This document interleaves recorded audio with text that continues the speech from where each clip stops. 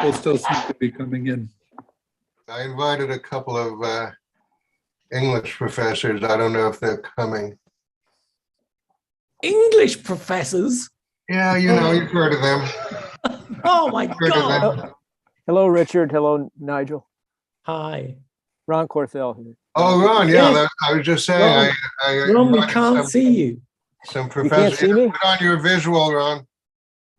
Where's my video? Here I am. There you go. Ah, there you go. It's been a There you long go. time, Very Ron. good. Great. You're Yes. Nice to see you. Yes. I'm in Stanford, California at the moment, being on leave. So it's early in the morning. Well, you should be. I'm in a Right, Carroll glad- Library library, so I probably won't be able to talk very much. Okay. Nigel, I'm in your time zone. I'm in Vancouver, Washington.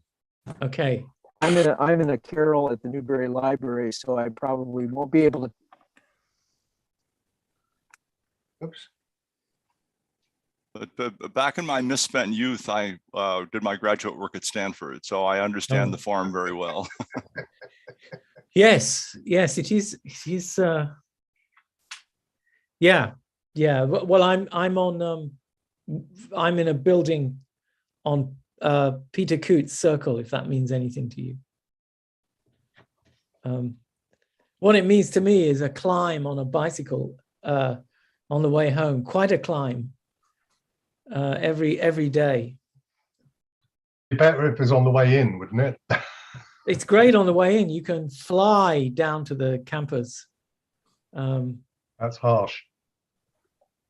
But You got yeah. new glasses, Nigel? Sorry? You got new glasses. Oh no, I was wearing these when I saw you face to Really? face in late August. Yeah, they're very fashionable.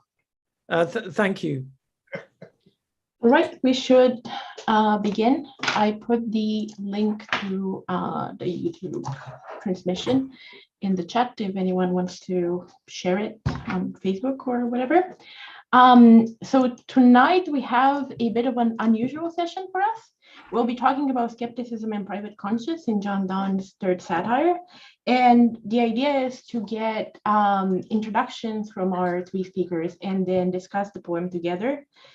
There is a link to the poem on the website, and I'll also post it in the chat so we can follow along. So without further ado, I will give the floor to Professor Richard Stryer, who organized the session and is an authority on this poem. So here you go. Great. Well, thank you. First of all, I want to thank Claudia and Dan for being willing to do what I know for this group is quite an unusual thing. This is a history of science, very hardcore history of science and philosophy group, and not normally talking about poetry, but I had two reasons really for wanting to suggest this. Number one, this poem seems to me an extraordinarily important document for the intellectual history of the period, philosophically, religiously, politically, and of course those three things are tightly interwoven. So that's number one, and in a sense is the primary immediate reason. But the more long-term reason is I think that poetry, especially high-level poetry, offers something special to the intellectual historian, meaning not just statements of positions, which one can get in essays, books, etc., normal philosophical religious works, but what it's like for an individual to hold a position. And poetry gives you a special insight, I think, especially high-level poetry, into the complexities and ambivalences that an individual might have that are harder to see and maybe not be fully admitted in a philosophical work, or if they are admitted, as in Descartes' Meditations, it's a kind of joke or strategy. Whereas poetry, I think, shows us, as we'll see in this poem, the difficulties of holding a position, including especially a radical one. So that's as much as I'll say about what my motives for wanting to do this particular poem and to do a poem in general in this very learned and serious group. So the other thing I should do before getting into the poem is just let me say a bit about John Donne. This is someone born, as he's born in 1571 or two, we're not certain of the date, into a very eminent Catholic family. His mother is related to Sir St. Thomas More, and many of his relatives are Jesuits. So this is someone raised as a child in a strongly Catholic background with a lot of martyrs or potential martyrs in his background. But somehow or other, early on in his life, he decided that he wanted to decide for himself what religious position he wanted to take. And he tells the story of this in the preface to his probably most important public piece of writing, a book called Pseudomortar, published in 1610, which is an argument for, and a very, very elaborate, hundreds of pages of argument for why English Catholics could take the oath of supremacy that King James had put forth. So it was a remarkable moment of allowing people to split the religious and the civil allegiance, and arguing against Jesuits who refused to take this oath and were willing to be martyrs, and that's why the thing is called Pseudomortar. And in the preface to this, he talks about his life, and so now this is giving us, I think, a picture of the period he was in long before Pseudomortar was written, but back in the 1590s when this poem was written, when he's a young man in his 20s. And he says, "I use no inordinate haste nor precipitation in binding my conscience to any local religion." So he doesn't want to bind his conscience to any local religion. You already see the independence of mind here. And then he says, but in order to do that, he had to blot out certain impressions of the Roman religion, which had some hold on him because of his upbringing. So he has to blot out his upbringing and go into this period of being a religious nothing. And that's part of his autobiography. And that is, I think, what this poem is defending, is being in that particular situation. And he knows that this position, as he says, it bred some scandal in him. And but he says he was indulgent to his freedom and liberty, and his desire to afford a sweet and gentle interpretation to all professors of Christian religion, if they shake not the foundation. So this is his own autobiography. So this is giving us, I think, a picture of his actual state of mind. This really remarkable state of mind for someone in the late 16th century when he wrote this poem. So, and let me say a word about the genre of the poem. This is, John Donne is someone who's daring and independent in every possible way.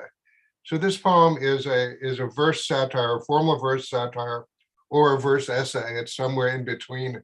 These are Roman models based on Horace, Juvenal.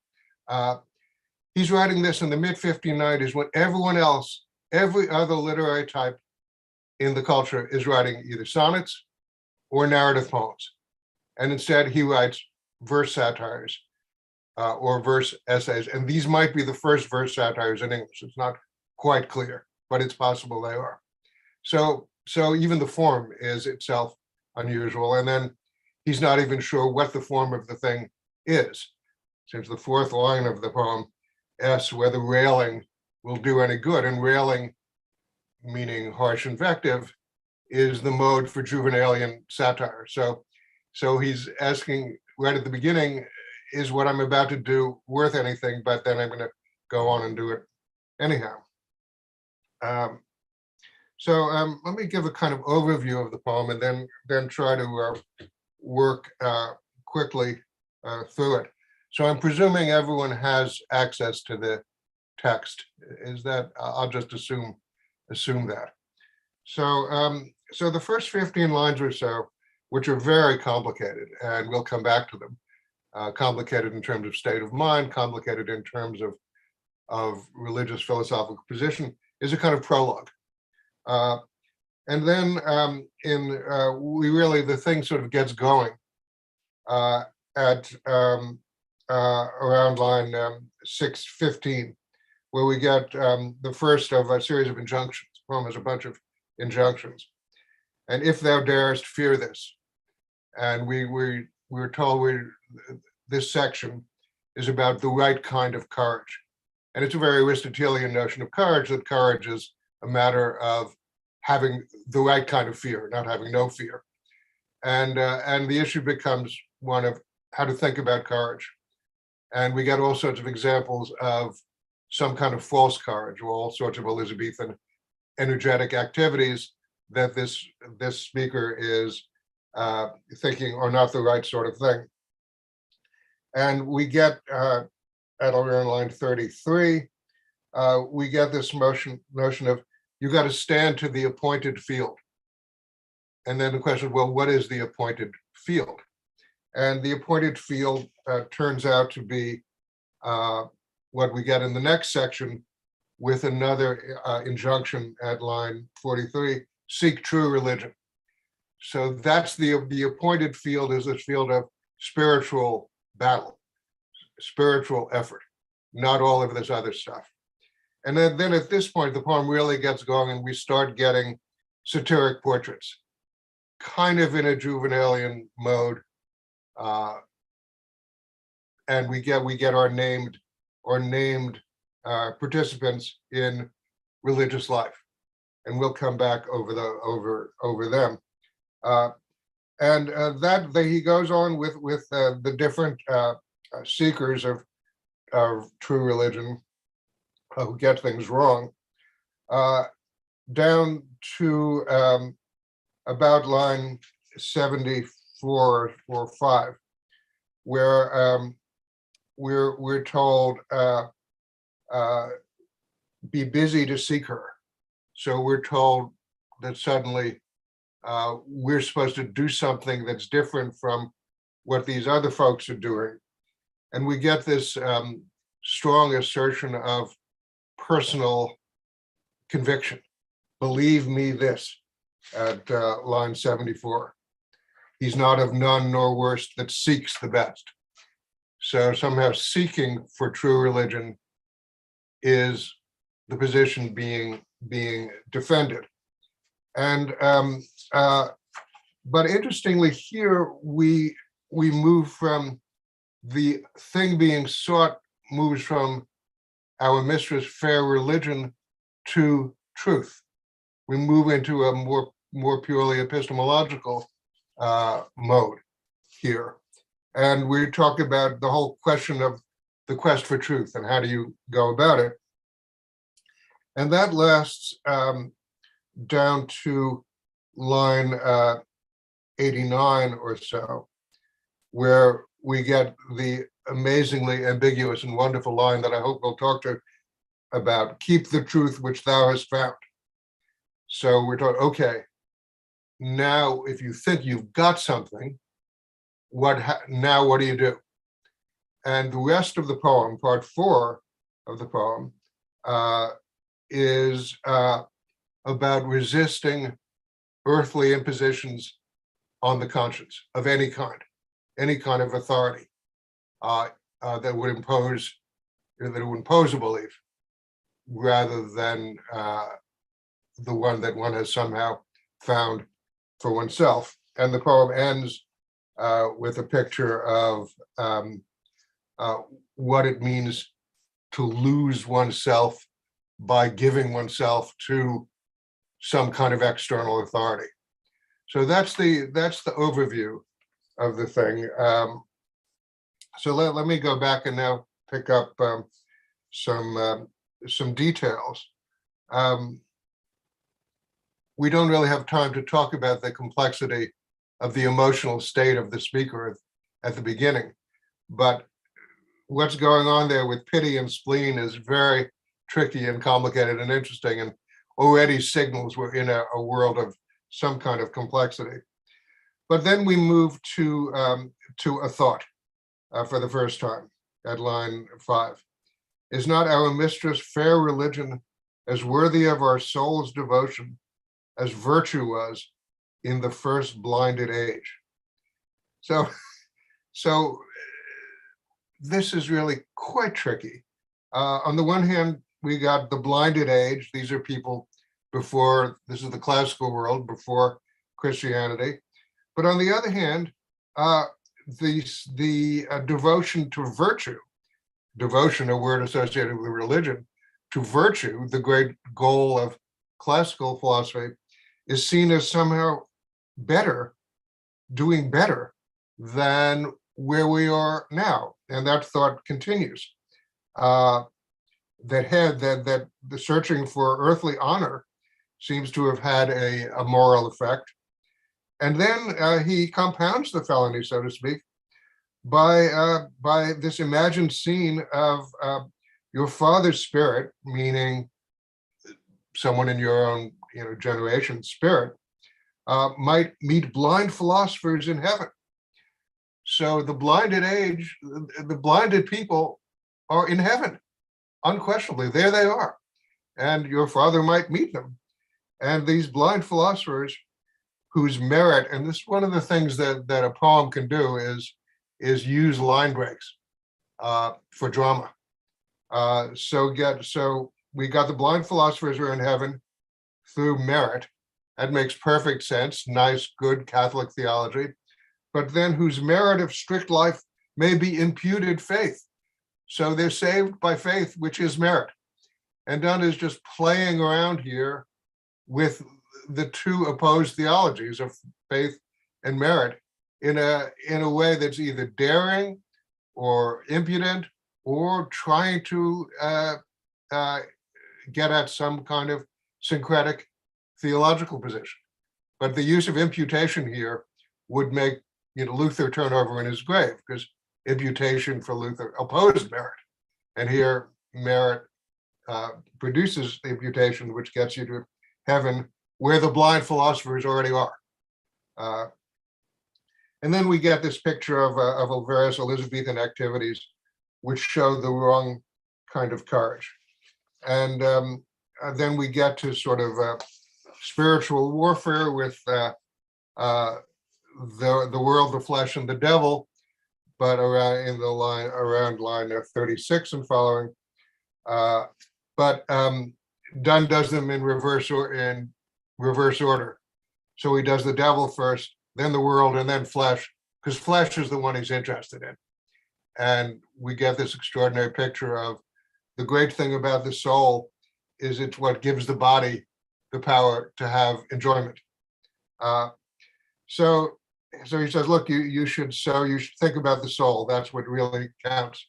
And even through your sensual pleasures, appreciate the soul gives you that. So then we get the beginning of what I'm calling the second movement of the poem, at Seek True Religion, which is itself an amazing thing to say in the 16th century, because most people are, as Montaigne said, he's a Catholic the way he's a Frenchman. You don't seek your religion, you're given it, you find it. There you are. You're in country X, where the religion is Y, and that's your religion. But here we seek true religion, and then we get this wonderful question, oh, where? As if the speaker is completely puzzled by this question of where do I look? So he looks all around, and we get the typical set of possibilities of religion in Europe in the 16th century. We get Mireus, who is a Catholic, seeks true religion at Rome. because she was there 1,000 years ago. And he loves her rags, these leftover bits. But just as we're feeling quite superior to poor Mireas, we get that as we hear, this is at line 47, as we hear in England, obey the state cloth where the prince sat yesterday. So we're as idolatrous to state power as Mireas is to the Roman religion, just in case we were feeling smug. And then we hear about the Calvinist at Geneva, who likes the simple and young religion. And we get the analogy to the erotic pursuits, which is sort of the dominant analogy in this section of the poem, that Krantz thinks that only coarse country drudges are wholesome. He's afraid of infection. But he thinks these coarse country drudges, which is the picture of Calvinism, is the way to go. And then we get we get Calvinism, we get Rome, and then of course, what about the wonderful Via Media, the Anglican compromise between the two? Isn't that the answer? And the answer is absolutely not. That this character, Graius, is simply a kind of infantile toady who does whatever, who believes whatever the authorities tell him to believe. And that's, if anything, even worse than the Roman Catholic and the Calvinist. So you'd think now you're done. I mean, you've done Rome, you've done Geneva, you've done some compromise position. What's left? Well, Donne's a clever guy, and he thinks of two other possibilities. These are the most interesting characters. This is at 63. Careless Phrygius doth abhor all. So instead of choosing, he refuses to choose, because all cannot be good. As one, knowing some women whores, dares marry none.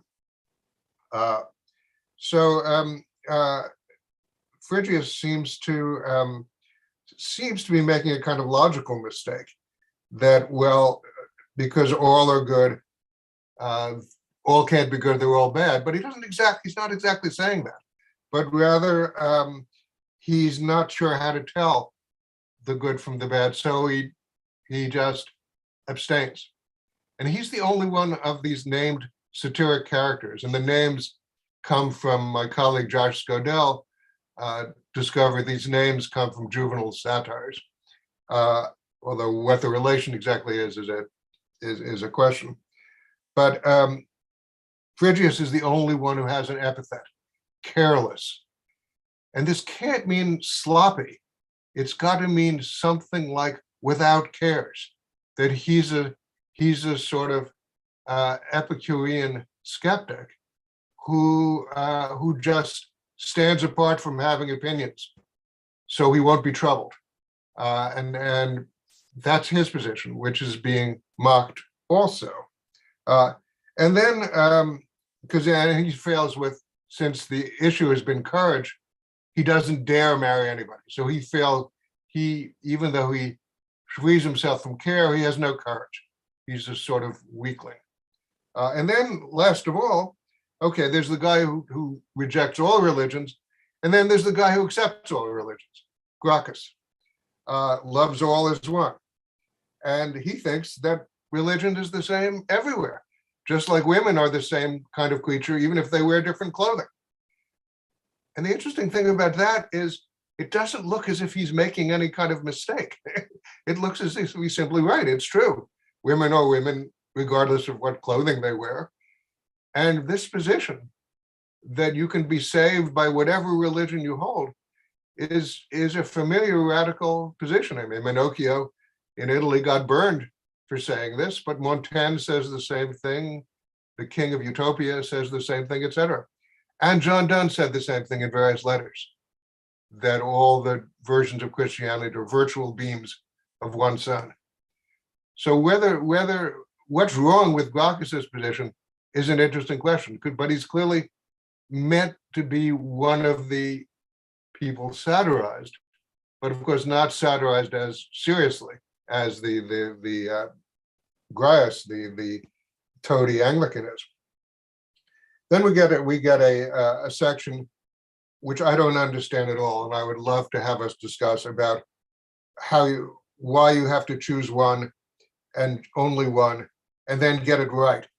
And then the business about truth being truth and falsehood being twins, but truth is a little elder. Oh, if they're twins, a little something's gone. There's something very wrong, and I think going on in that passage where I think Donne is pulling back from the radicalism of Gracchus's position.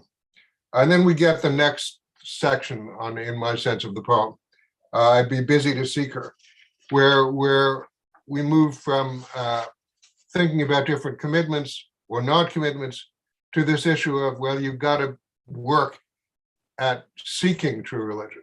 So it might be the trouble with Gracchus and Phrygius is not exactly their positions, but that they're sort of content with their positions. They're not working at the quest. And then we get so the question becomes the quest for, as I said, for truth. And this is religious truth, but it becomes truth in general. And the poem becomes a defense at 77 of the proper kind of doubt. At 70, so it sounds like a Socratic motto: doubt wisely, doubt wisely.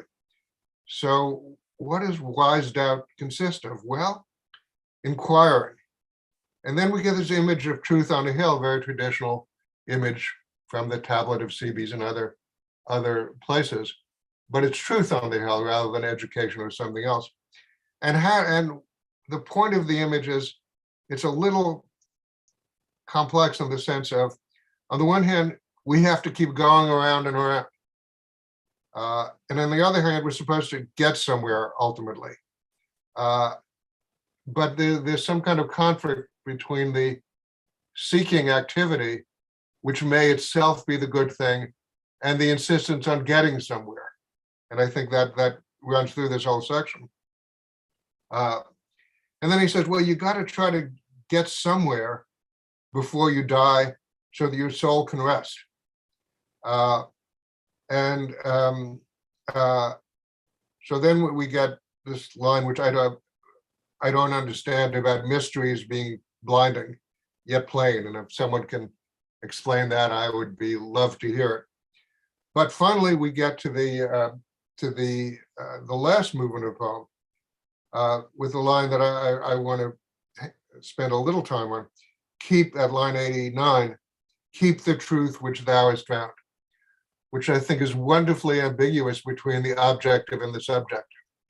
Is it keep the truth which thou hast found, or keep the truth which thou hast found? And I think the poem is quite uncertain as to which way it wants to go. And it might well be going the more radical way, which is saying, well, whatever your conscience has decided, hold on to it.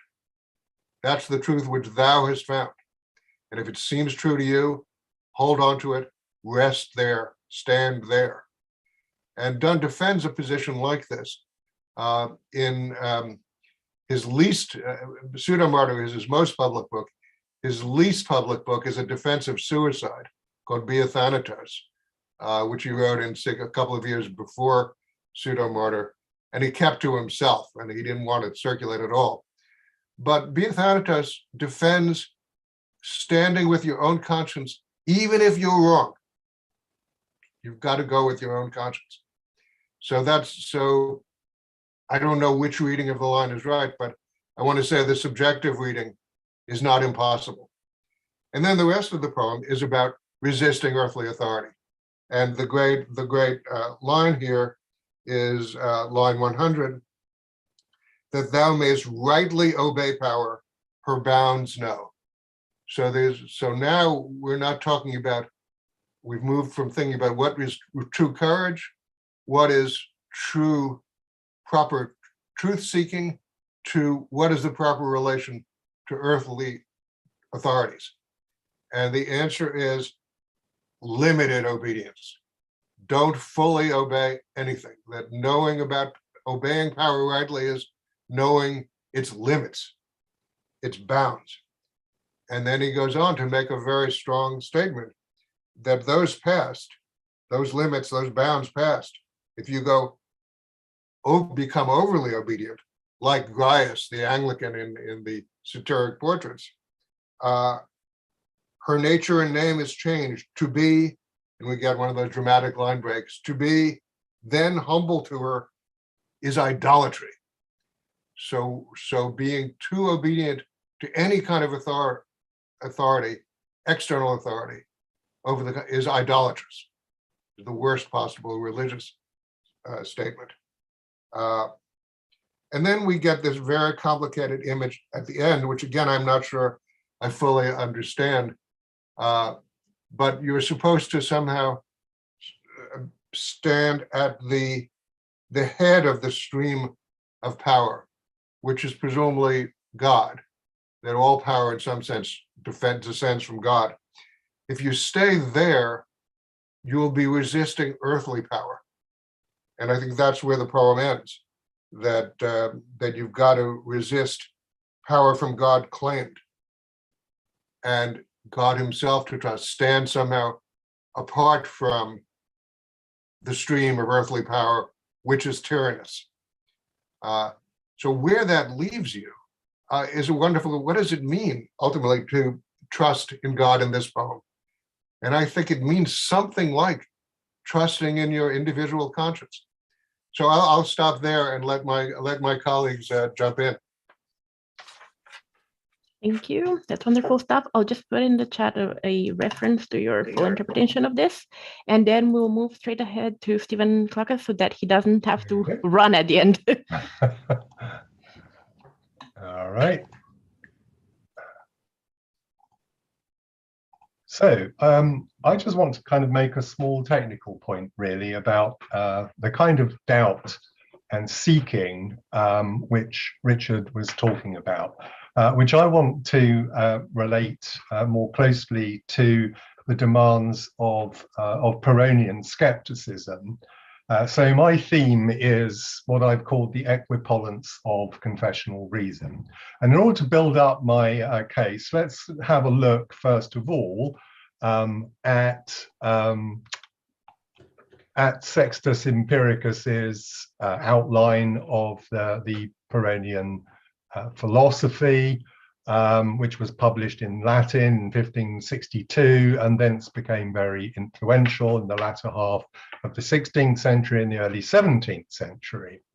And here I think we get an interesting kind of sketch which will help us to understand Donne's attitude, the relationship between seeking and doubting.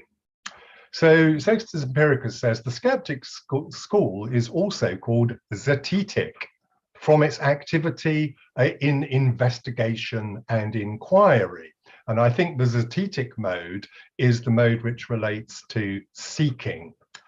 It's also called ephetic or suspensive from the state of mind produced in the inquirer after his search. So the epoche, the suspension of belief.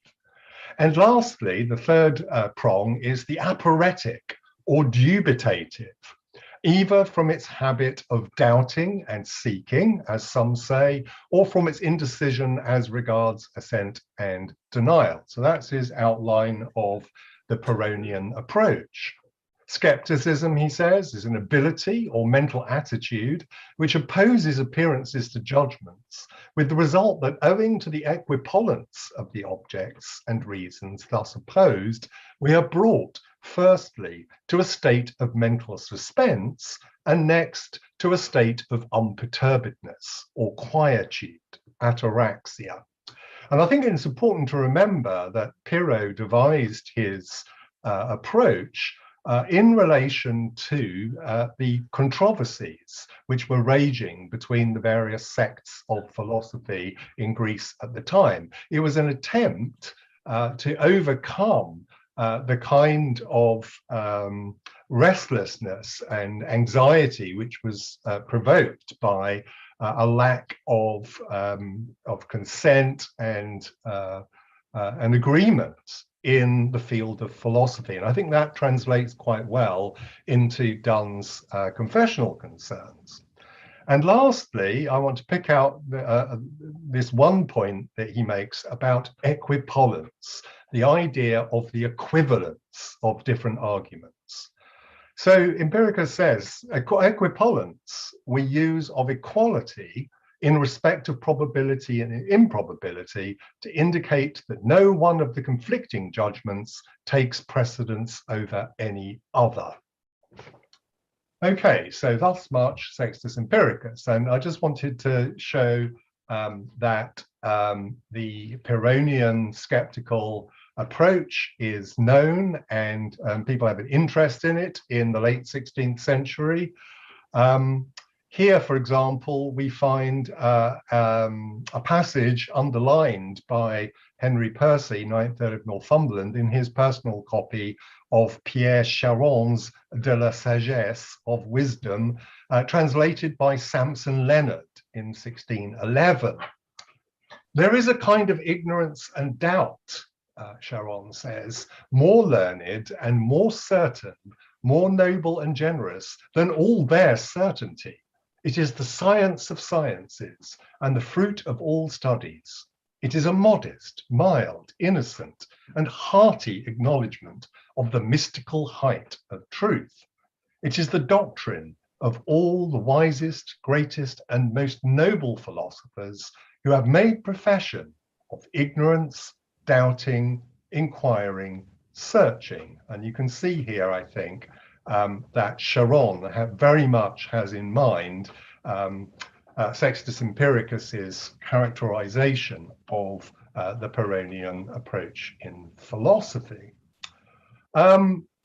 Henry Percy's client, Thomas Harriot, in his manuscripts, in an additional manuscript 6789, also shows an awareness of the skeptical approach to philosophy. Socrates, he wrote, which by oracle was judged the wisest man in his time, said he knew nothing. And Aristarchus, which said he knew not so much as that. And Pyrrho, with his followers called skeptics, which will not affirm or deny any knowledge to be true or false, but still do doubt. Yet they make their knowledge certain to doubt assuredly. So he's kind of making fun of Pyrrhonism at the end there, I think, the certainty of their uncertainty. And of course, Percy's friend and Harriot's previous employer, Sir Walter Raleigh, was also interested in skepticism. This is probably a dubious work, to be honest, Sir Walter Raleigh's Skeptic. It was published quite late, but it's essentially just an English vernacular rendering of the section of Sextus Empiricus's Outline of Pyrrhonism, where he looks at the different so-called different tropes whereby the skeptical philosopher can resist dogmatic positions. And I should say that it has been suggested, it's not an argument I follow, but it has been suggested that Henry Percy was a patron of Donne at a certain point in his career. So there's a connection, if you like, back to Donne and skepticism. Okay, back to Charon momentarily. And here, Charon talks about the way in which the Pyrrhonist negates dogmatic assertions by positing counter-reasons in the face of them. There is no reason, he says, but hath a contrary reason, saith the soundest and surest philosopher. And clearly he means Pyrrho here, who argues precisely this. And interestingly, Charon relates these problems of rational truth and dogmatic assertion to confessional controversies of the time. The greatest part of the impieties, heresies, errors in our faith and religion, he says, is sprung from our wicked and corrupt wills, from a violent and voluptuous passion, which afterward draweth unto it the understanding itself. The end at which reason aimeth, he wrote, is truth. We essay all the means we can to attain unto it, but in the end of all our endeavours come short. For truth lodgeth within the bosom of God. Man knoweth not, understandeth not anything aright.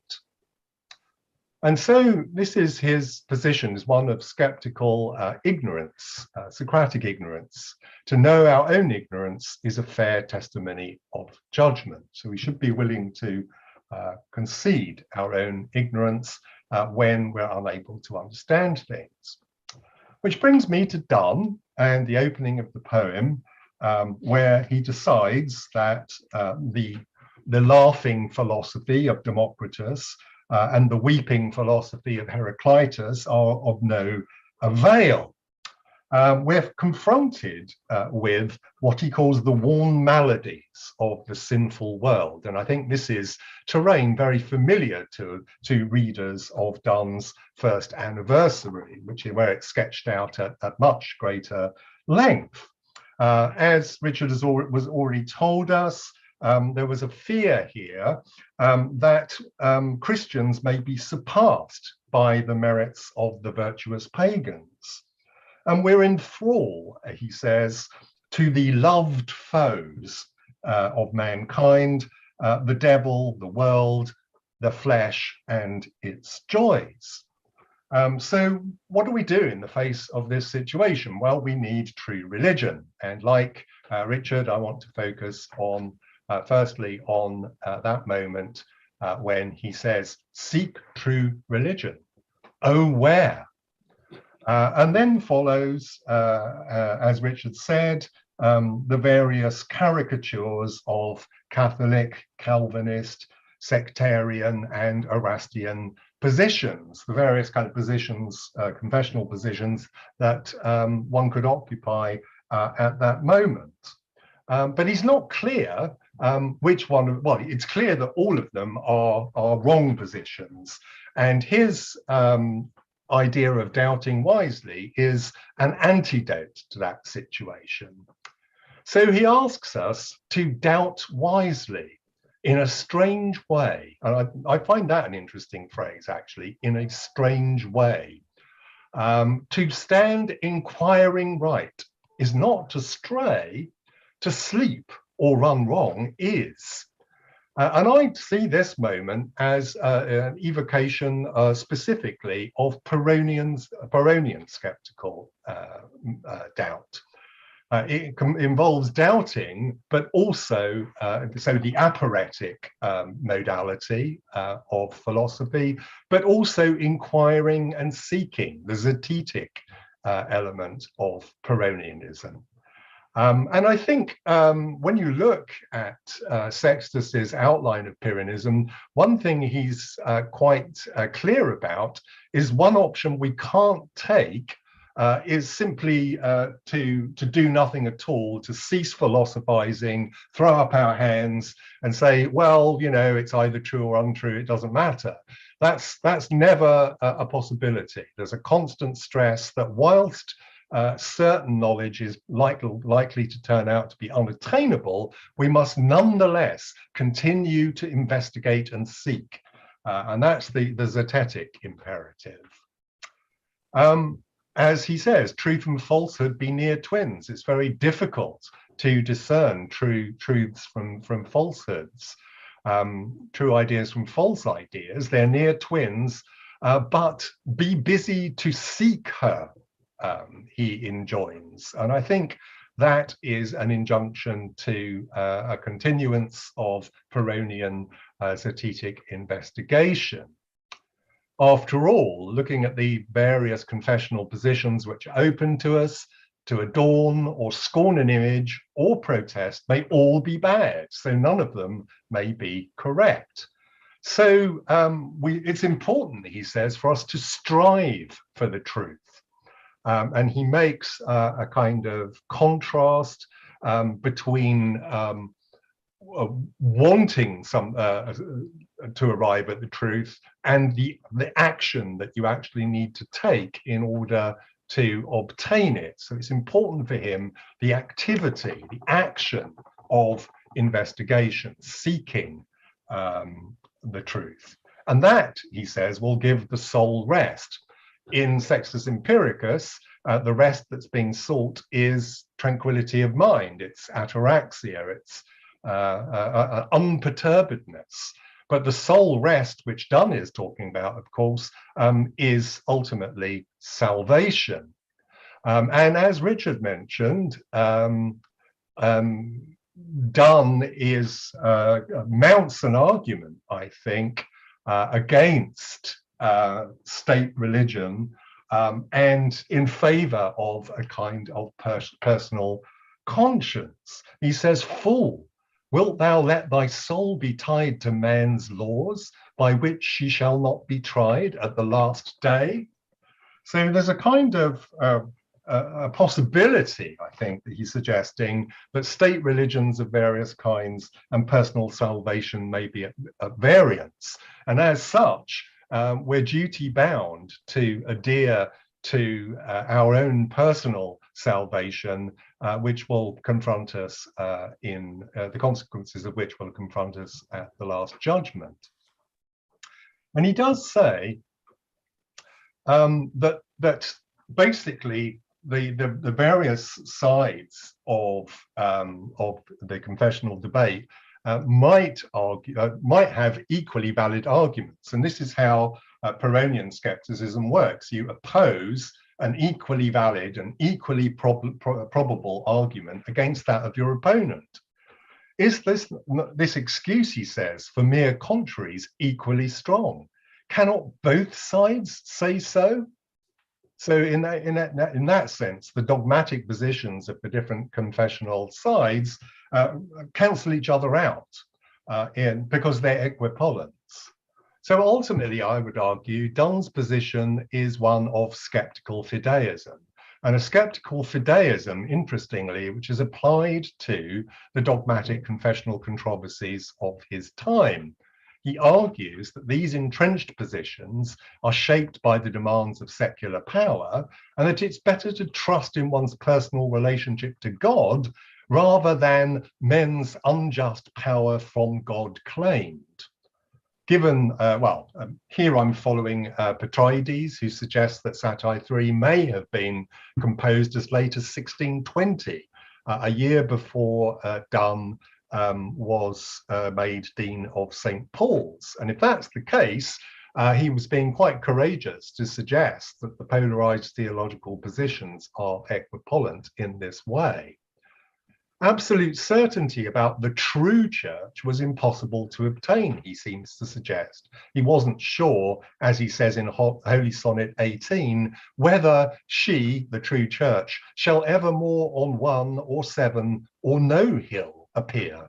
But for the sake of one's salvation and the rest of one's soul, one should at least strive towards the truth in the same way as the Pyrrhonian skeptic who doubts, suspends judgment, but still seeks the truth. That's my contribution.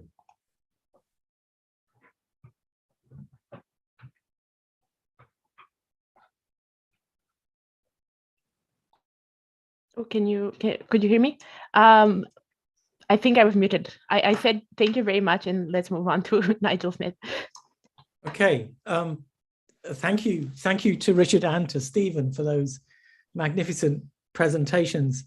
I have spent a lot of time, although not for several decades, looking at the history of the reception of Pyrrhonism, and found that to be what we've just heard to be an excellent context for understanding Donne. I would, just by way of getting into what I've got to say, I would put some distance between Donne's version of Pyrrhonism and the way in which French authors, for instance, following Charon, pursue a fideistic solution. I think Donne's poem, the evidence in this poem is that Donne's position is more challenging and indeed more Protestant. Dan Garber already poses the question, had Donne read Montaigne? Answer, of course he had. That Montaigne's presence as a mediator of Sextus Empiricus, and hence the Pyrrhonic tradition, is extremely important. And I would, again, as an opening gambit, since we're in intellectual history, and I've got one of the annotated copies. I've got Robin Robbins's Longman Annotated Poets Series edition of Donne in front of me. Why? Because I did the Longman Annotated Marvel, and Robin Robbins was my doctoral supervisor. But it also is a great there's a great commentary in the footnote on the text. But one thing he doesn't note is the context of Stoicism, clearly referred to around, we had this from Richard, when the blind philosophers are introduced after, well, around line 12. I would think Stoicism is in the frame, as well as Pyrrhonism, and the impact in the 1590s of Justus Lipsius's writings, finding this is very, very famous, of course, Lipsius himself, a Roman Catholic, but in the service of the educational system of the Dutch Republic in Leiden, and finding a way through that contradiction. I think that's a position that is relevant to this, but is different to Pyrrhonism. And a lot of Lipsius is already in English translation, not that that would have troubled Donne, of course, but a lot of Lipsius is available in English and being processed by the Elizabethan social and cultural elite at this time. So Montaigne and Lipsius do belong here. What I have to say, forgive me, I would like to disagree strongly with Petrides. I always like to disagree with Petrides, but I don't think what's in the text of the poem fits 1620 in an international context. And I see Richard is absolutely right. This is from the 1590s. Yeah, it's a 1590s poem. No question. Yeah, Donne couldn't have written this in 1620. Yeah. Okay, so that's good. Well, maybe Stephen wants to come back on that, but it's a good debating point. So what I would want to say, and since the people in the Zoom room today are not generally, with a few exceptions, English professors, literary experts, but people who work in one form or other of the history of philosophy. I just want to make a few claims for this as a literary work. If you don't read 17th century English verse all the time and have been in it, been inside it for decades, as Richard and Stephen and Ron Corthell, for instance, and I have, it must be very, very hard and challenging. I haven't been reading Donne's satires for a little while, and I came back to the poem at the weekend, and I had to read it a few times to begin to unravel it again to myself. In and of itself, it is very deliberately difficult, cryptic, with syntax that resists easy interpretation. It is much, much harder to understand than Donne's famous love lyrics, which are themselves famous for their metaphysical difficulty, their extravagant comparisons, but they release themselves. You might think of this, the famous love lyrics as clams, which will give up themselves when you force them open quite easily. But I don't think that Satire 3, and Satire 3 above all of the 5 satires, does this very easily. And that, of course, is functional to the predicament, the philosophical predicament that we're hearing about in the discussion today. So that would be the first point I would want to make, that it as a piece of poetry, it is difficult, and it becomes less difficult and more clear with and Richard made much of this at line 79 onwards, the reference to truth as being a huge hill, and you're sort of climbing it. And most annotated copies of Donne claim that there's an allusion there to the opening lines of the second book of Lucretius's De Rerum Natura, which I would consider to be a loose-ish allusion, but nonetheless, it's a true allusion. The poem does become understandable as if the image were an emblem, a printed, an engraved or woodcut emblem that you could easily decipher with a motto, a poetic motto underneath it, telling you how to do so.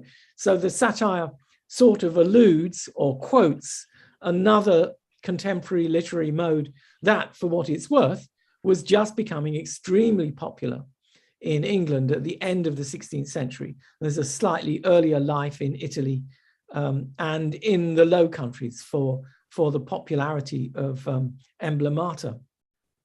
So as a sequential poem with different sections, and I thought Richard picked up the sense that it is a series of linearly connected sections, progressively working on the issue of, what is truth, where is one to position oneself. There is a moment of some kind of clarity at that point in line 79, although I think it's a kind of it's a posture of clarity, that you can have an image of the truth if it helps you think about it, but he's going to then show you, especially in the closing analogy of with the flowers at the head of the stream, the force of the water pulls their roots up, they get sucked into the stream and they're destroyed as they pass through it. That, to me, is a difficult image that doesn't yield itself up too easily. And indeed, I was very grateful for the two interpretations we've already had, because it helped me understand it. And so you end the poem in a state of striving to make something of that final image, rather terrifying. I don't think this poem gives itself up to any measure of certainty on a single reading or a second reading or a third reading. It's a long haul poem that you're meant to live with for quite a while. Richard said he still didn't get a part of it. I think I think two things about that. I think that's true to the poem. That's true to the effect of the poetry that Donne wants to get out of his reader. And it's a testimony to Richard's honesty as a critic, that you can be honest enough to know that you can't unwrap it finally. The only other person I know who does that, who has said that publicly, is a John Donne scholar, my Oxford mentor, John Carey. And I've heard him say that live about T.S. Eliot, for instance. I don't know that he says it anywhere in his influential, although controversial study, John Donne, Life, Mind and Art. So the matter of clarity and not clarity is, I think, and the relationship between clarity and not clarity and poetic syntax in this form of satire is important. In his commentary, Robin Robbins thinks of it as, in the entire tradition of satirical verse going back to antiquity, he thinks of it as quite distinctive. It is unusual, he says, to have a satire that is against all authority. Although I think that Richard and Stephen are actually saying that there is a relationship with God, who remains in some sense an authority figure. So perhaps Robbins hasn't quite captured the full sense of the poem in his description. But in that sense of finding a position against all authority, which or almost all of what we might say is authority, fits well the Pyrrhonic paradigm. I'd certainly agree with that. It wouldn't be the only kind of literature. Richard discussed this. The only kind of statement that was happening in satiric form in the 1590s. So the other poet who's usually regarded as equally difficult and as equally challenging as Donne is John Marston. And I think the issue is who comes first. But Donne was a Catholic, and Marston had an Italian mother. And there's lots of evidence in Marston's plays of distinctively Italianate culture cutting across English culture in a radically disruptive way. And so I think it's a good paradigm to think of quite sharply disruptive forces, different for Donne and for Marston, putting them in the position where they're railing against the easy ways in which educated Englishmen and some women were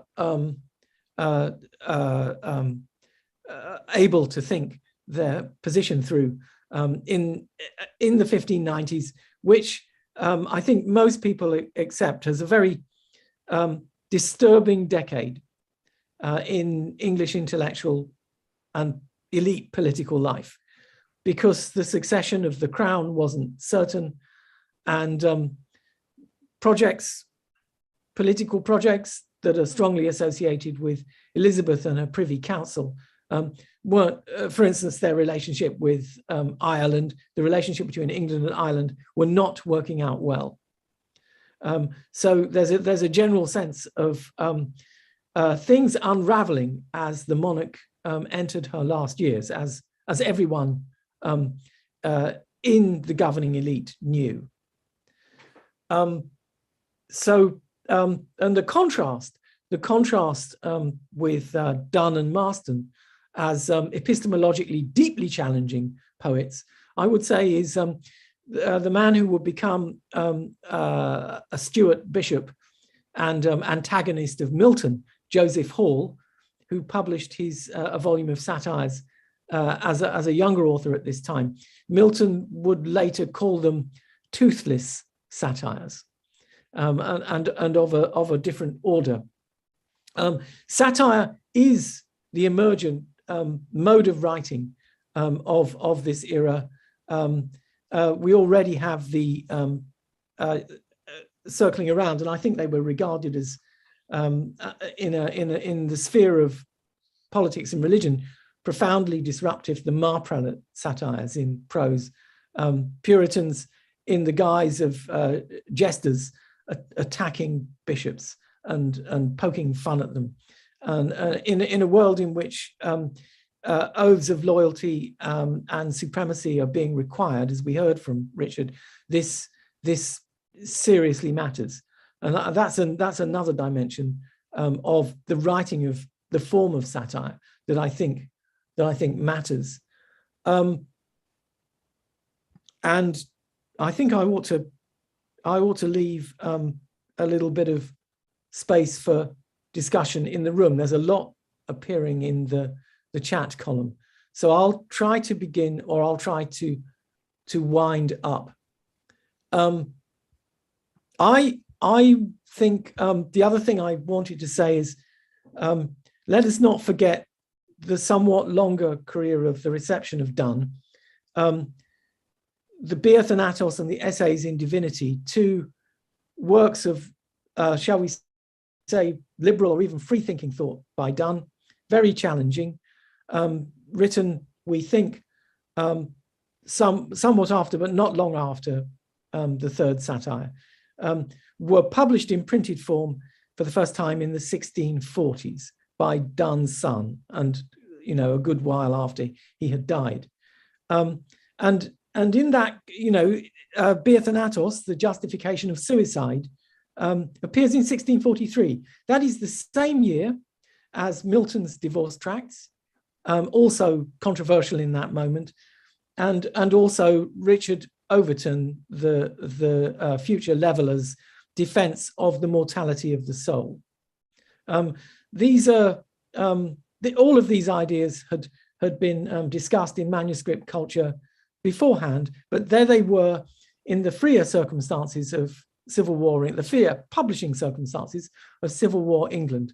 And I think there's good grounds to argue that there is a version of Donne who circulating in printed books in mid-century in Civil War and Republican England, where he is a man of letters. He's also the hero of the Anglicans and the bishops for his sermons. That's, as it were, a schizophrenic identity that he's achieved by then. But that sort of, if you will, skeptical Donne, let's call it skeptical Donne, is projected in substantially in printed book form in mid-century. How that readily connects with the circulations of the satires, the circulation of satires, I'm not sure. There is just over 20 minutes to go, and there are 18 people in the room. So I think I have said enough, and I think I have said all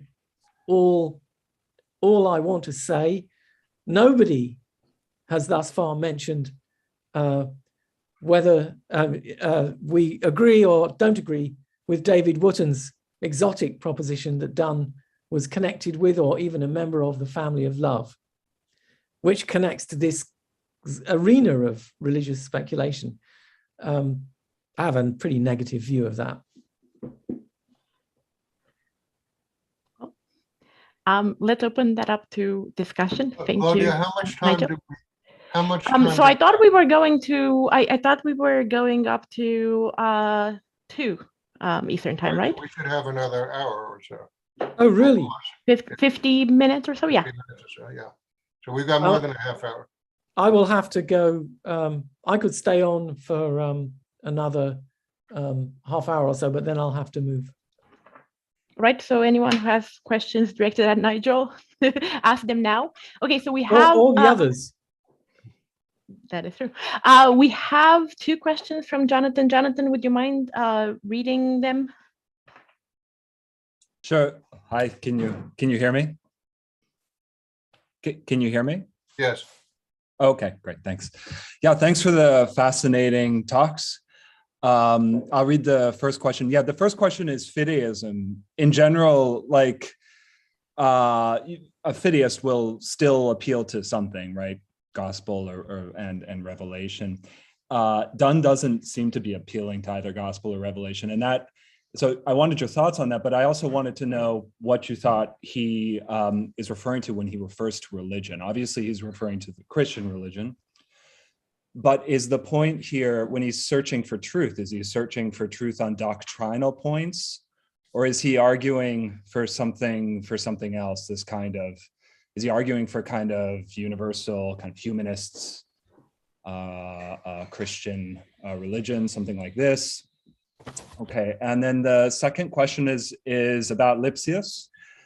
Point about Lipsius is he does argue, as you know, that the ruler, I think, can intervene and ensure that there's religious unity. This is specifically, I mean, if there's a point in this poem, it's that such a ruler should be opposed if that ruler's opposing one's conscience. Those are my questions. Yeah, and I just wanted to say, I don't. The first speaker brought up this distinction between religion and philosophy in the poem, and at some point cited the line that said, the beautiful line that says more or less, truth and falsehood are, I don't remember, first cousins, sisters, something like they're this. twins. That's what they are. But the one is a little older. And yes, so Richard, you seem to imply, sorry for that, you seem to imply that the falsehood that was a little younger was philosophy. Oh, I didn't, maybe I misunderstood in that case. Yeah, so, okay, so maybe there isn't some kind of juxtaposition of philosophy and religion here. Anyway, those are my questions and I'll stop talking. Thank you. Well, I think to jump in first, I think your question, your first question, what religion means in this poem is a wonderful question. Because after all, normally religion means a confessional commitment in the period, and it probably still mostly means that. Confessional commitment seems to be what the poem is working very hard to avoid. So that whatever position it's finally taking as the ideal position to be in, and this is where I'm not quite sure that the Pyrrhonian thing is right, because the speaker does seem to think you need to end up standing somewhere. But I think that the misunderstanding you had was fruitful in the sense of I think religion and philosophy sort of merge in the poem, and the search for religious commitment and the general intellectual question of searching for truth run together.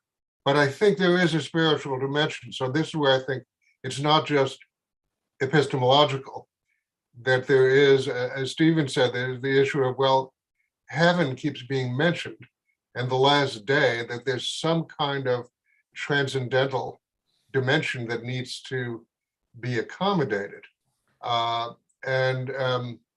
So it looks as if the poem is sort of saying that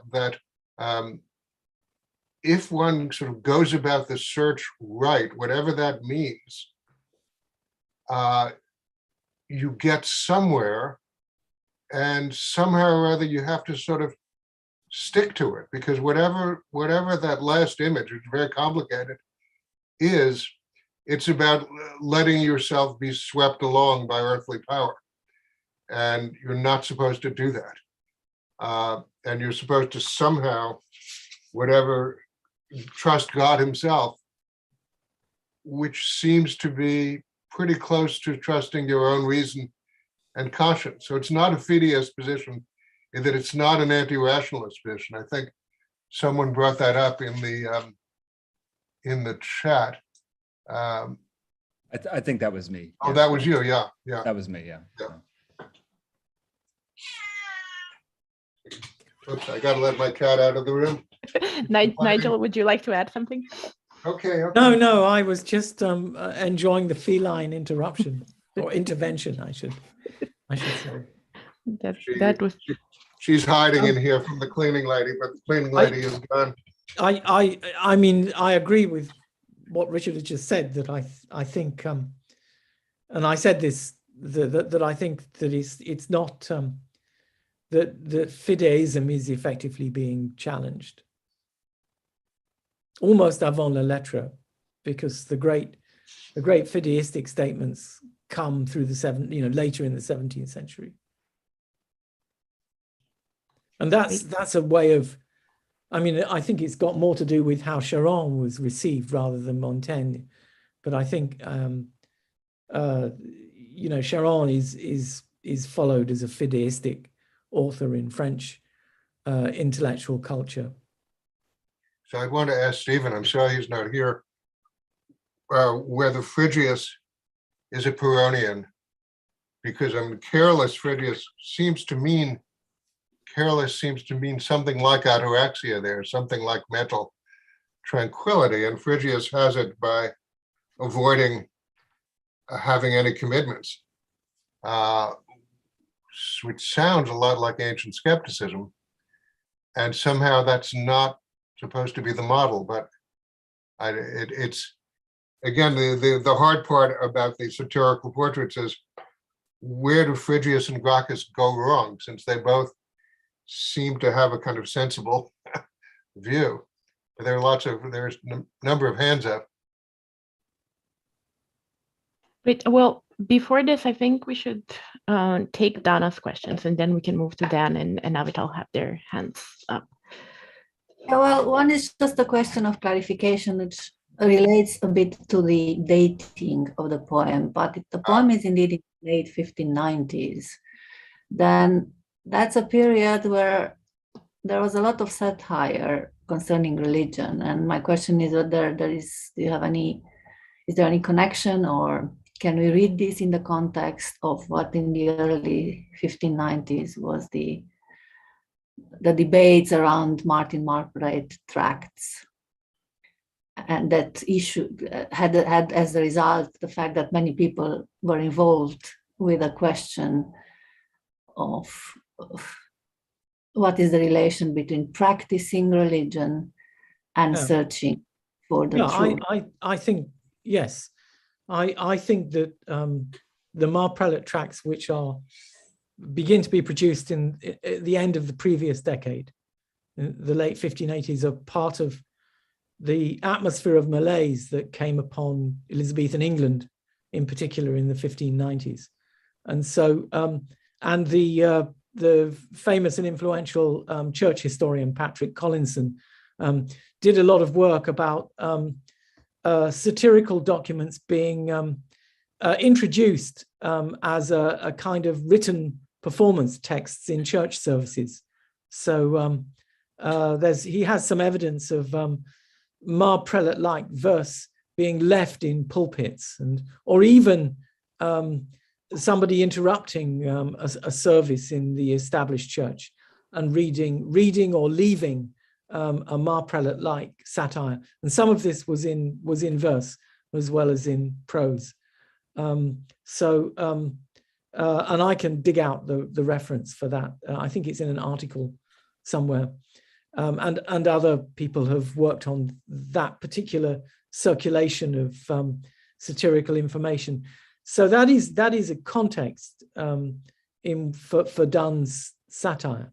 But at the same time, I think what we're hearing in the commentary and in the discussion in the room is that Donne's poem itself is much more thoroughly critical of many different kinds of authority. The Marprelate tracts were using jesting tradition in a very adventurous way, quite simply to ridicule the authority of the Church of England and the bishops of the Church of England in the name of people who were not, they were essentially Presbyterians, the Elizabethan Puritans who wanted a Presbyterian form of church government. Most of them didn't approve of using satire. They thought it was dangerous and immoral because it mocked people rather than tackling ideas. And this is part of the debate about the propriety of satire at the time, which is in itself very interesting. So the difference between... And I have a second kind of question regarding the context as well, which is relating to the Donne anniversary, first anniversary. Isn't there a different attitude towards authority than here? So my impression was that in the first anniversary, then the Donne is basically outlining the bad consequences of doubting all authority, which leads to the dissolution of the world. It's quite the opposite. That's yes. Perhaps Richard wants to talk about that. Well, this is where, I mean, the chronology is not a small matter, because Donne does, in some sense, I mean, it's very strange. He never really figures out his theology. And if you read the 8 volumes of sermons, 90-odd sermons that we have, you can quote him all over the place theologically. On the other hand, he's a very strong defender of the king's right to make decisions about religion. So oddly, he becomes a sort of proponent He's much clearer as a proponent of state power as a preacher than as a clear doctrinally committed. He's some kind of Protestant.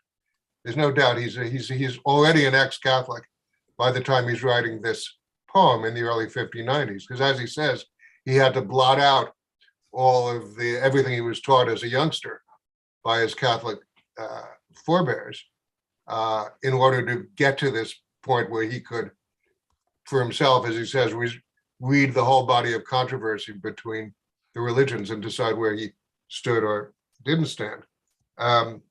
But he, by the time he's writing the anniversaries, he has already, in a sense, become a king's man.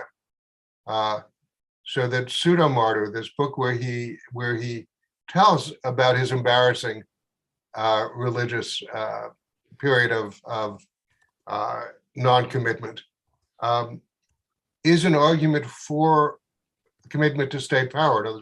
The point of the book is that Catholics can take the oath of allegiance in 1610.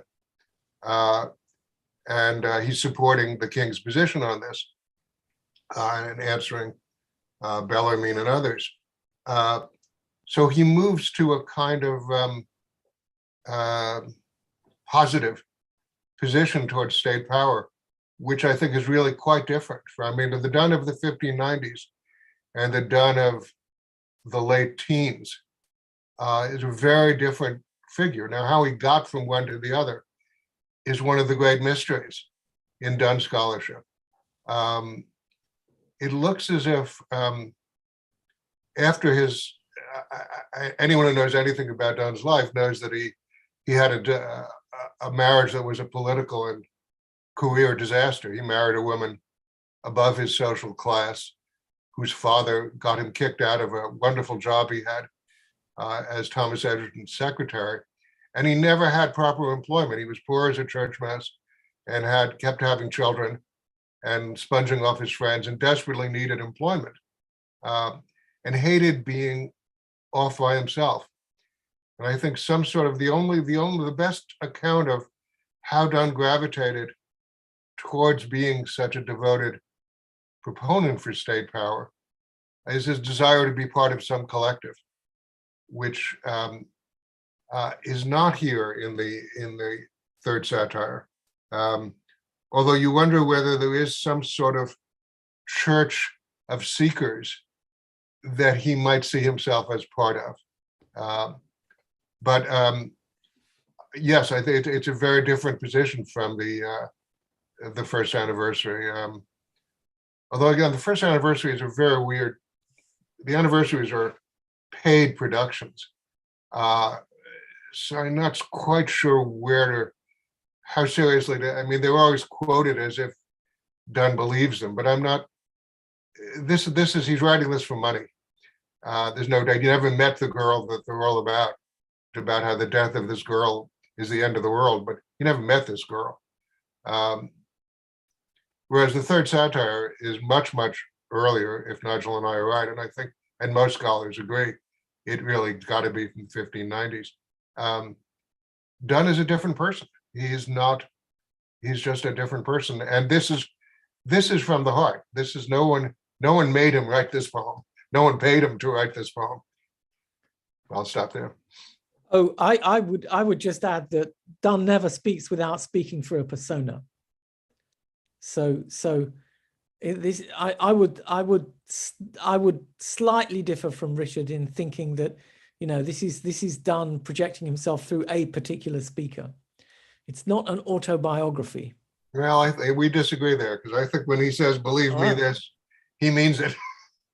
And he says in the Pseudomortar, he says he was in this state of religious irresolution actually in his life. So, you know, I think if you want Donne speaking as Donne, this is as close as you ever get. Yeah. On that note, let's move on to Dan's question, maybe.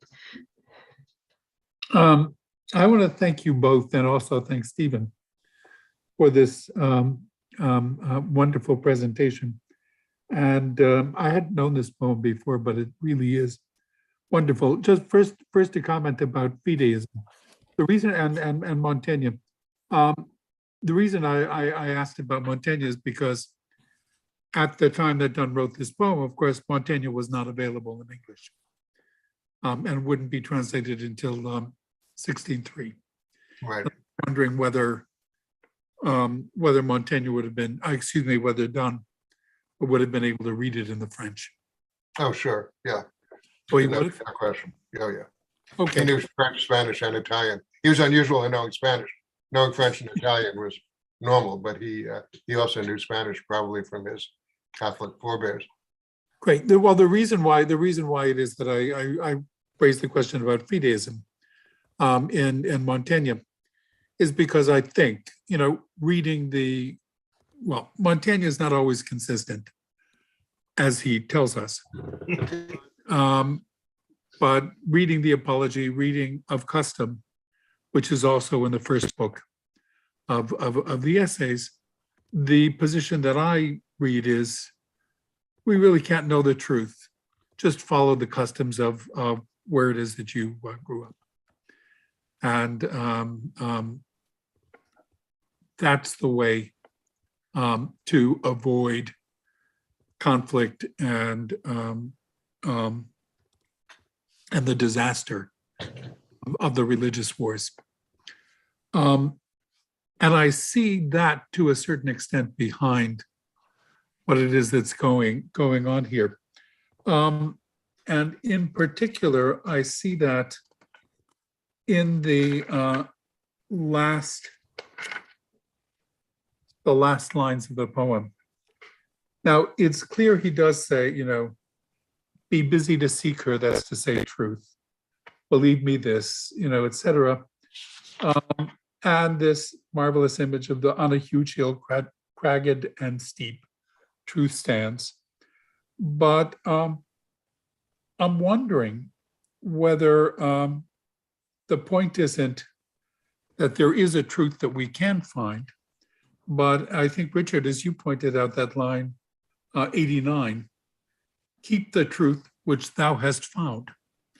Keep the truth or you need to be convinced, and hang on to that, whether it is objectively speaking true or not. Now, moving to the last lines, it looks to me as if what his point is, don't get involved with all of these debates about, is it the Catholic Church? Is it Calvinism? Is it this state religion or that state religion? All of that is going to get you into trouble. Find something that you can hold on to and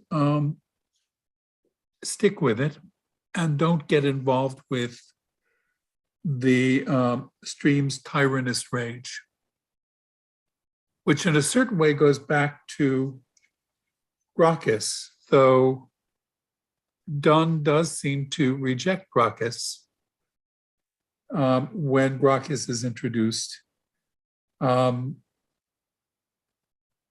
The person who loves all as one and thinks that, in a way, it doesn't matter which religion you hold on to.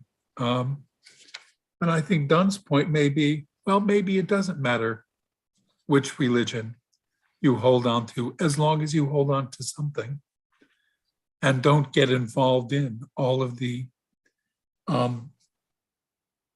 political disputes that have led to all of the grief of the second half of the 16th century, which again connects with the themes in Montaigne, that it is the debates about religion and people introducing novelties and so on that have led to disaster in Europe. Yeah, I think there's a connection in Montaigne and I think there are times when I think Gracchus is clearly the hero of the poem. because Donne has said things like this in his letters all the time. He says that you shouldn't be afraid just to be a Christian in general and not have to be anything else. And he said all the parts of Christianity are virtual beams of one sun. Now, whether he'd go on to say all the religions, including non-Christian religions, are virtual beams of one sun, that's the next step. But the virtual beams of one sun, he says. And the thing about Gracchus is he doesn't make any logical mistakes. I mean, it might be that Phrygius makes a mistake in going from, well, some are bad, therefore all are bad. But Gracchus just thinks, women are women regardless of their clothing. And religion is religion. So he's not making a mistake. And then one of the most astonishing, this is a very technical sort of English professor thing, but it shows how important poetic bits can be. This line 68, so doth, so is religion, says Gracchus. It's all one kind, like women are all one kind. And this line, yes, well, the line break there, that's the most radical line break in probably all of English poetry. This blindness. And so, which means blind stands by itself from it's this blind. And of course, blind, what does blind mean? It's some sort of snare for hunting, but that can't mean that. And it's blindness reads too much light. What's wrong with too much light? And then the blind people in the poem before are the pagan philosophers who are in heaven.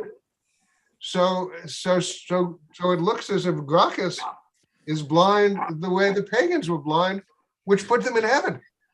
So now, by the way, mightn't he have put the line break there to preserve the rhyme with kind? Well, of course he did, but I mean, he could have, he's a clever guy. He didn't have to do this. I mean, this is almost unheard of. It's got a breaking word in the middle to get the rhyme. It means calling attention to blind there in a spectacular way. There's only one other line break like this I know of in all of Renaissance poetry, where Johnson breaks his own name, and John's son who wrote this out. But that's it. So the blind, he really wants this paradoxical blindness, which is enlightened, to be. So I mean, so what's wrong with Gracchus, and even what's wrong with Phrygius is a problem. I mean, Phrygius stands apart from the controversies, and Gracchus also stands apart. One stands apart by rejecting them all. The other stands apart by accepting them all. And it's not exactly clear that either of them are doing anything wrong, but somehow the poem, I mean, I think the poem is insisting that they're two. I mean, here's where Stephen is right. There isn't enough element of seeking in their positions. They're both stable in their positions. Well, but isn't that what he's recommending at the very end? Keep out of the fray. I think there is something wrong with Phrygius. I mean, as you pointed out, the reasoning is wrong. You rejecting all women because some of them are false is, logically problematic. But and Gracchus is not. But I think there may be the view that, look, you've got to hold on to something. You need something, and this is perhaps a defense of Gracchus. It may not really matter which you choose, but you can't just simply choose nothing. I think we lost Richard. Oh, so then maybe let's ask Nigel if he has something to say on this. I'm also mindful that we might lose Nigel soon. Well, you won't lose me for at least another 5 to 10 minutes, but I think we should hear another question. Right. So then let's go to Avital. Okay, can you hear me? Yep. Yeah. Okay. So I wanted to dive into this question about whether Donne comes out at the end thinking that we should choose a side in the seeking truth or should not. And I wanted to add to our conversation this question of whether he thinks that all religions are really the same in some way. I think it would be helpful, and we kind of overlooked this in the discussion until now, to look at this comparison that he makes between seeking truth and seeking a wife. And I think that he is making fun of people who think that all women are the same, because he fundamentally thinks that for someone who's seeking a wife, all women are not the same, right? So the same way that a person who's looking for truth, for that person, all religions are not the same. And then it seems like he does think that there's someone you can ask when it comes to asking, okay, who's the woman that I should marry? Which does maybe seem crazy, like we don't think we should ask anybody, but he says, and I think this is in 69, 71, ask thy father, which is she, let him ask his. So there's some kind of asking your father, maybe your father won't know, but he'll ask his father. But somehow you look back in time and there's someone who's going to find the answer of who the right person is, which sounds kind of strange because why? And then he makes this really weird comparison saying that truth and falsehood are twins, but one of them is older. So there is a difference that you can note if you were around when they were born, right? So there is a difference in age that someone who was back there when truth was born could know.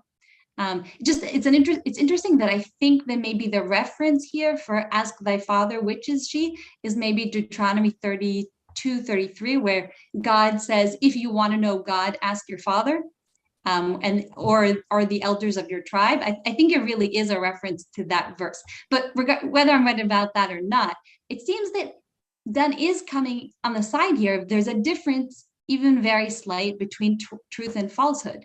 And it's a difference that someone, maybe not you, maybe not looking at the evidence in front of you, but someone who was around when this person was born, there's some evidence that can be found that would tell you the difference between right and wrong. And then he concludes with saying, believe me this, he says, be busy to seek her, right? To seek truth or to seek the woman you should marry. Be busy to seek her. Believe me this, he's not of none nor worst that seeks the best. He says, in the end, you're better off. You're not going to be worse off, but presumably you'll be better off by seeking the truth, by fighting, by taking a side, by choosing a particular woman and marrying her.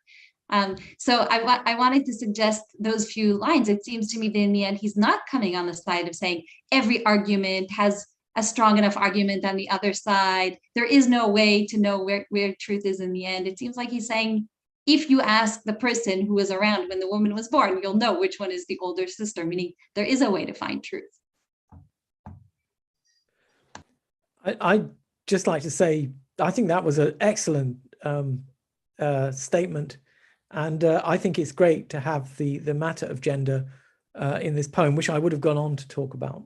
I think it's very distinctive and too easy to let go, but usually put aside. It's a shame that Richard isn't here to address this. I wonder what he'd say, but it's usually put aside as quite simply the machinery of analogy that's instrumental rather than fundamental. But I think you put your finger on something really important. The poem can't think about itself without thinking about sexuality. Dana, is your point on this? I have a finger on this because okay. I agree very much with what Avital has said. I really like this analysis. But then the question is, okay, so you seek truth. And there is a way, and you know that even if you don't find it, there is truth, and there is a difference between truth and falsehood. But then there is this very weird line, let me see where it is, where apparently allegiance to religion is equivalent to idolatry, 103.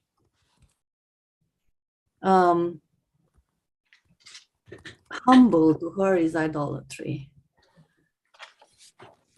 which sounds to me very strange if this means, maybe it doesn't mean that because I don't quite understand the topic there, but does that mean that once you have found what you think is the true religion, if you humble before it, that makes you as idolatrous as the others for bowing? My computer froze for a minute. No, this is about external authorities. That's what that's about.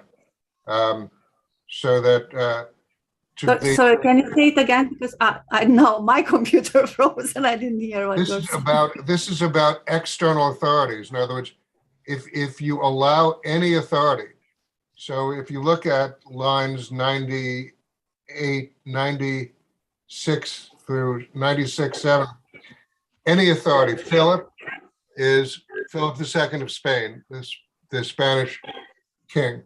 Gregory, the Pope. Harry, English king. Martin Luther.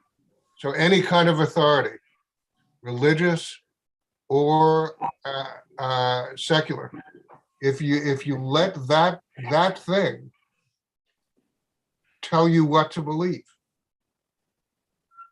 and you don't understand that right obedience is limited obedience, then to be humble, just you think about the Anglican, the portrait of Grias at line 55, who accepts whatever the preachers and the laws tell him.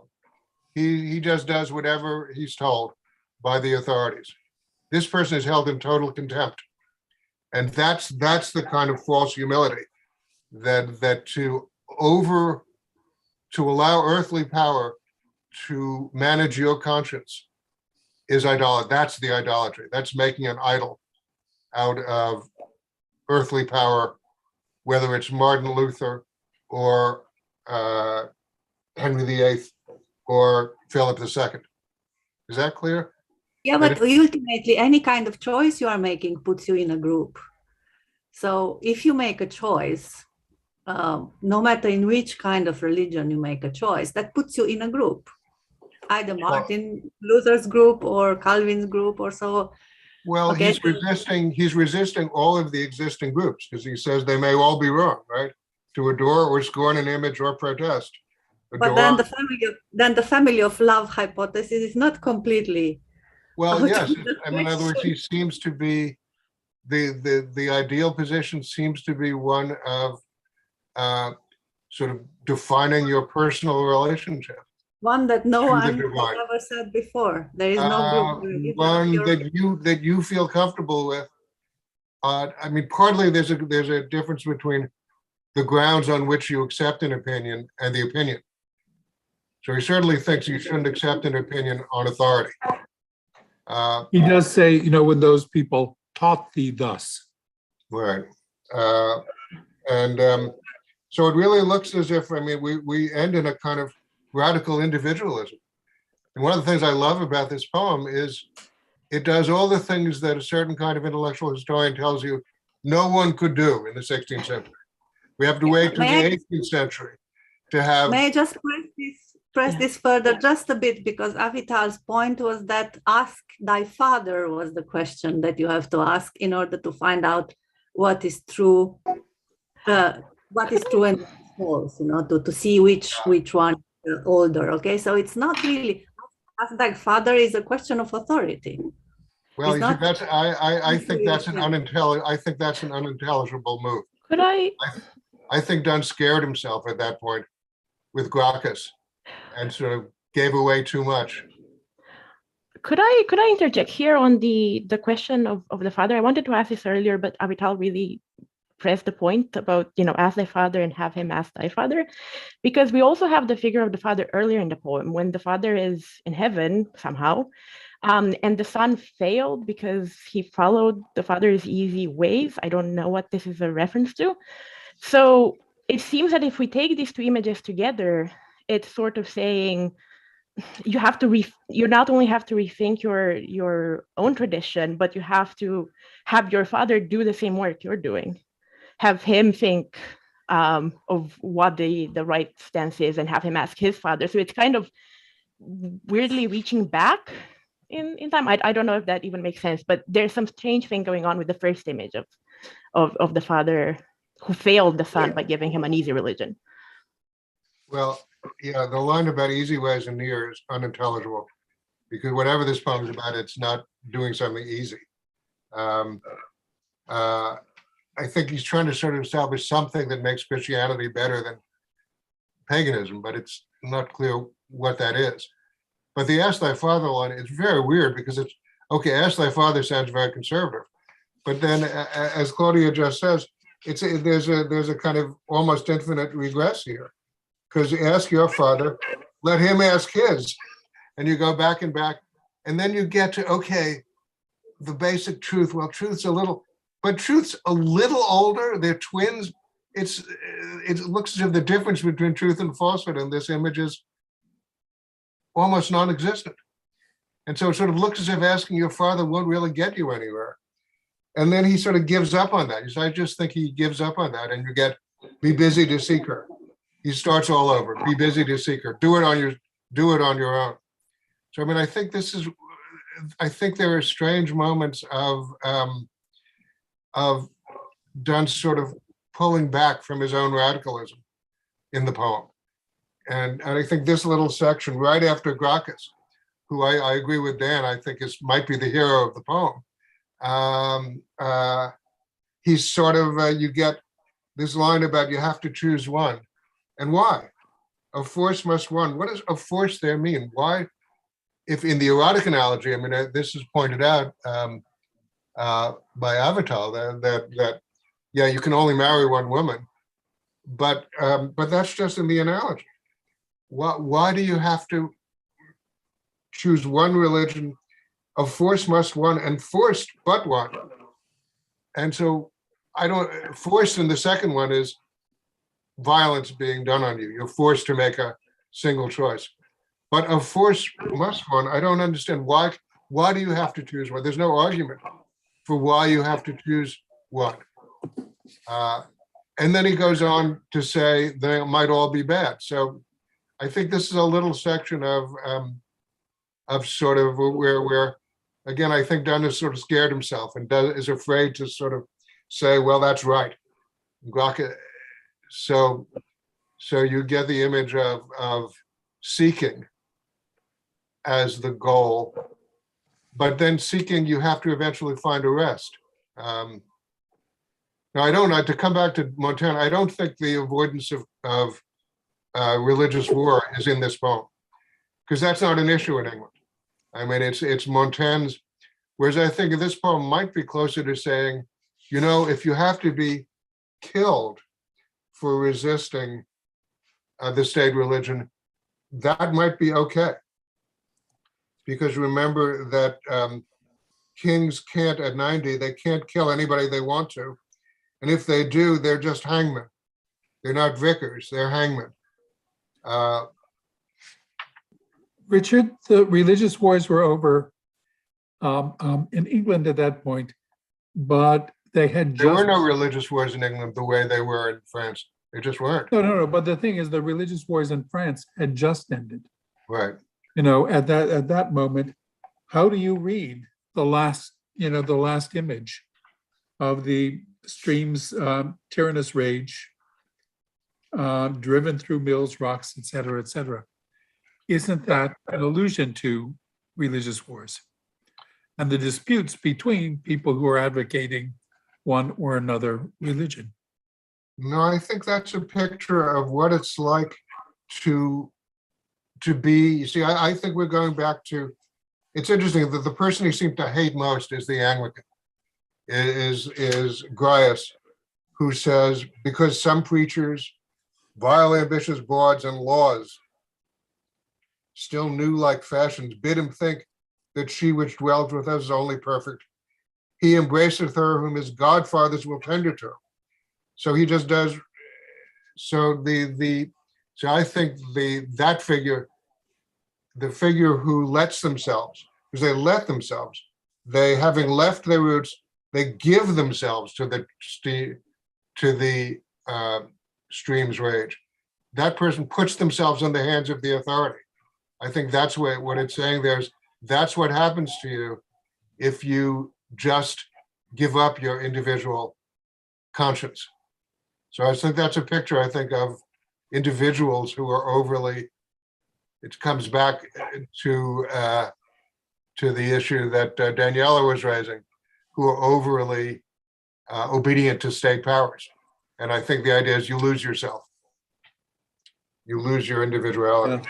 Well, that's what the final line. So perish souls, which more choose men's unjust power from God. Right, right. And God himself. But I think it's about individuals, not about, I think the stream's tyrannous rage is any state power will, or any power wants to draw you into it and take you along.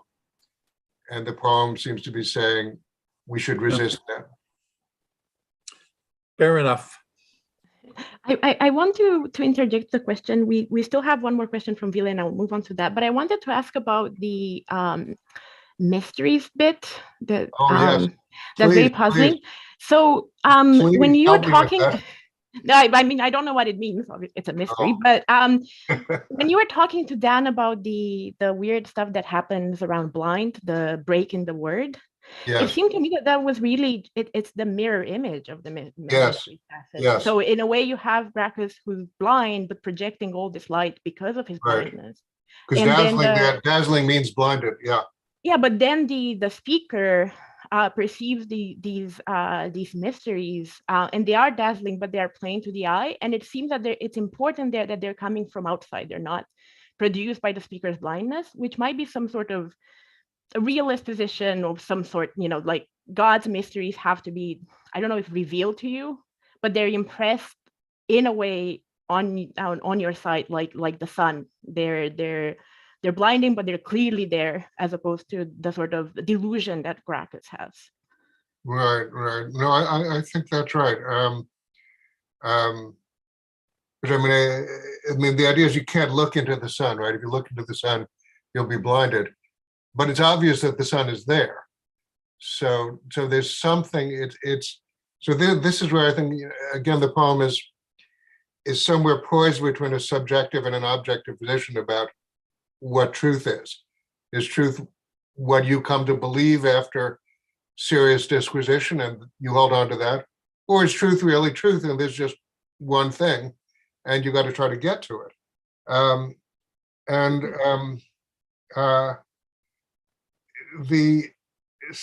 think you're right. I mean, the line seems to suggest that there's something there, but we can't see it. And it's sort of like, well, what do you do in that situation? It's sort of like the objective throws you into the subjective there, because you can't deal with the objective, and so do the best you can. Maybe is what, because right after that line comes the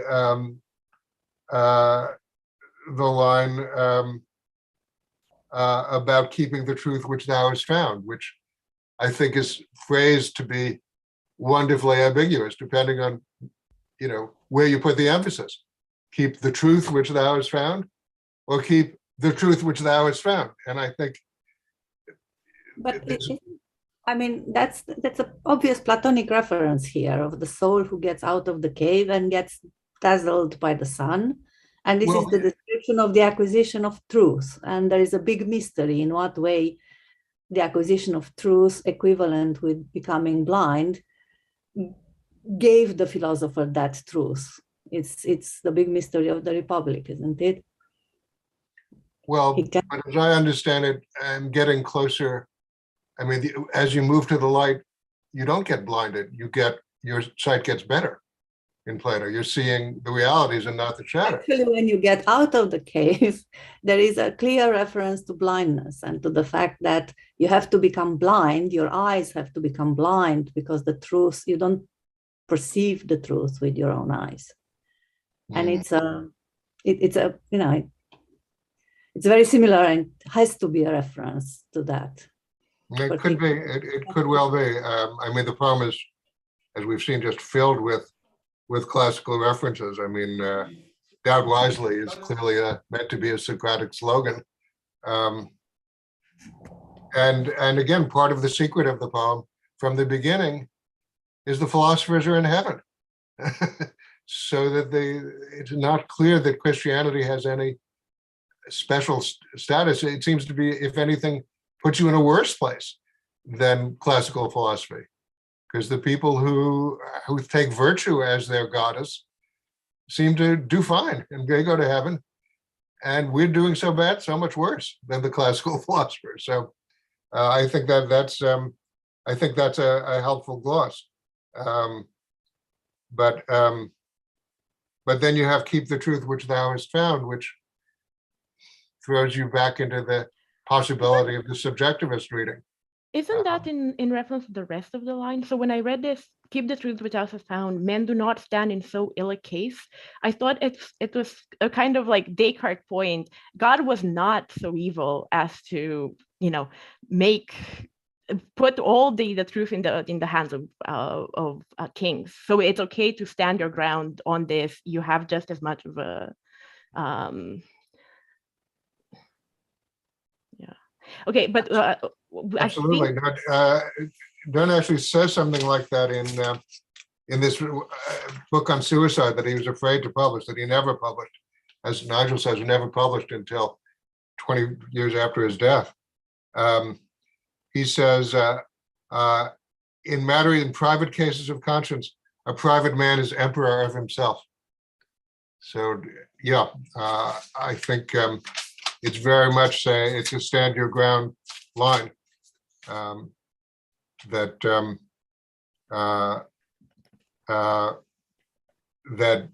kings don't have the right to kill you if you don't agree with them, and if they do, they're not vicars but hangmen.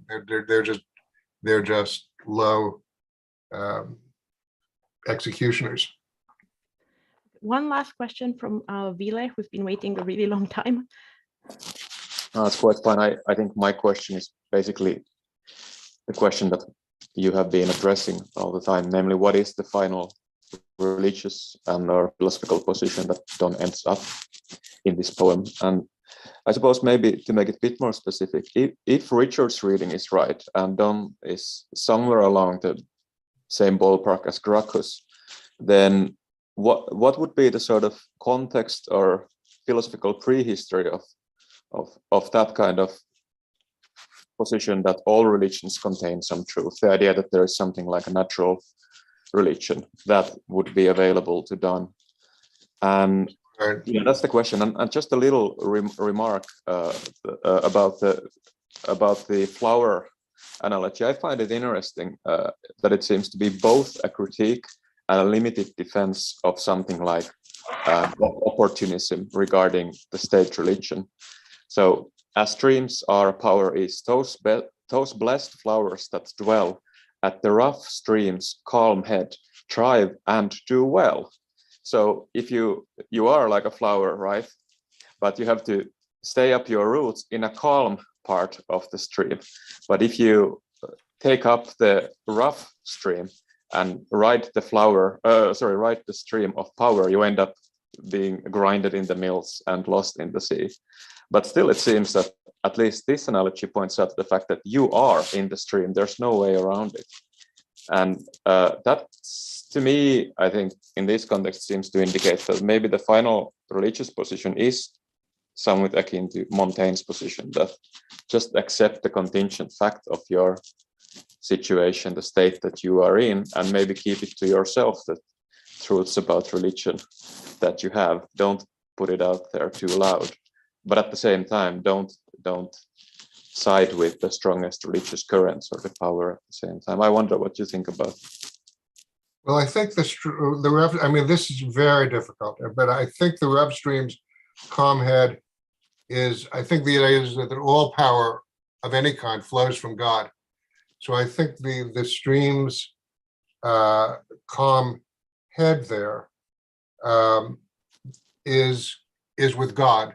That's what the last lines are saying, that you're with God himself to trust. I think this is the individual conscience standing in its own relation to the divine, and don't give that up, seems to me what it's saying, that if you give that up, then you get carried away by some kind of state religion or authority and you're lost. But